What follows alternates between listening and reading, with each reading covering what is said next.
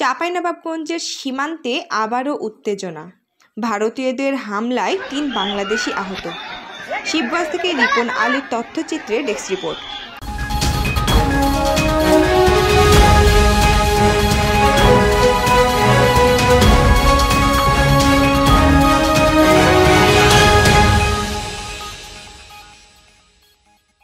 চাঁপাইনবাবগঞ্জের শিবগঞ্জ উপজেলার চৌকা সীমান্তে আবারও উত্তেজনা দেখা দিয়েছে। আজ শনিবার দুপুরে উপজেলার বিনোদপুর ইউনিয়নের চৌকা ও কিরণগঞ্জ বিজিবি সীমান্ত ফাঁড়ির মাঝামাঝি এলাকায় এ উত্তেজনা দেখা দেয়। দুপুর থেকে বাংলাদেশ ও ভারতীয় সীমান্তে দুই দেশের নাগরিকেরা জড়ো হয়ে বিক্ষোভ করেছেন। এ সময় ভারতীয় নাগরিকদের হামলায় ৩ বাংলাদেশি আহত হয়েছেন বলে অভিযোগ পাওয়া গেছে। এর আগে চৌকা সীমান্তের ওপারে ভারতের সুখদেবপুর সীমান্তে ভারতীয় সীমান্তরক্ষী বাহিনীর বিএসএফ কাঁটাতারের বেড়া নির্মাণ নিয়ে কয়েকদিন ধরে উত্তেজনা বিরাজ করছিল। তখন চৌকা সীমান্তে বর্ডার গার্ড, বাংলাদেশ বিজিবি ও বিএসএফের মধ্যে ব্যাটালিয়ন কমান্ডার পর্যায়ে পতাকা বৈঠক হয়েছিল। সীমান্তের বাসিন্দারা জানান, আজ দুপুরে সীমান্তে শূন্য রেখার পাশে বাংলাদেশের ভেতরের জমিতে গম কাটতে গিয়েছিলেন তারা। তখন ভারতীয় নাগরিকেরা এসে বাধা দেন।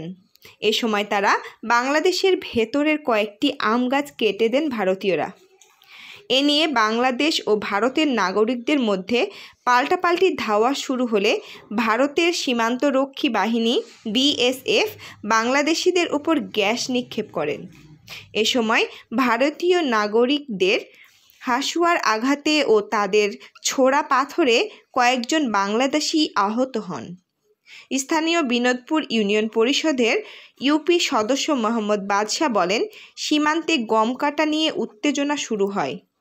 ভারতীয় লোকজন বাংলাদেশ অংশে ঢুকে পড়লে উভয় পক্ষের মধ্যে পাল্টাপাল্টি পাল্টা ধাওয়া শুরু হয়। এতে ৩ বাংলাদেশি আহত হয়েছেন।